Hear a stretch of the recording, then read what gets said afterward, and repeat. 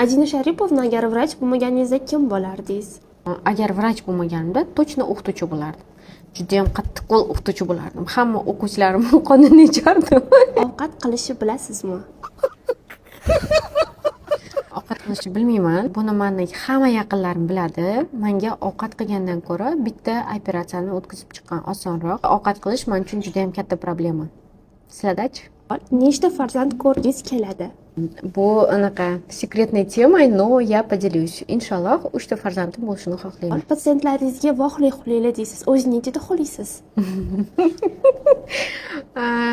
Patsientlarni har doim urishaman. Melatonin yaxshi ishlab chiqishi uchun, sirkadniy ritm buzilmasligi uchun soat 9:10 da uxlab, kun kirganda, kun botganda uxlab, kun chiqqanda, tong yotganda turish kerak. Demak, 9:10 da uxlash kerak, 6 da turish kerak deyman, lekin buni o'zim hech qachon qilmayman, to'g'risini aytaman.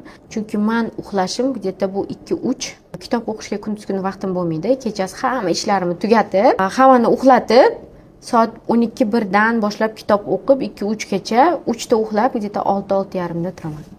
Xo'jangiz bilan bir marta bo'lsa ham operatsiyada ishlaganmisiz? Da, ko'pchilikka sekret emas bu.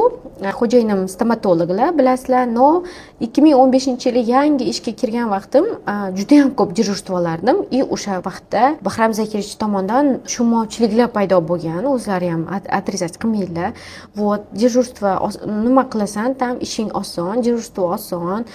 Uyga kelib charchadim deganda, недопониманиялар bo'lganda, внимательный беременность birinchi marta kelganda с разрывом трубы men ularni assistentlikka просто qarab turishlari uchun ruxsat olib ishxonadan chaqirganman. Dejurstvodagi bo'lgan holat и o'shandan keyin Bahram Zakirich tomonidan hech qanaqa savol menga bo'lmagan. Da, birgalikda operatsiya qilganmiz. Menga ikkinchi assistent bo'lib turganlar. Sizlarda yana qanaqa savollaringiz bor? Kommentariyada yozib qoldiring. Da.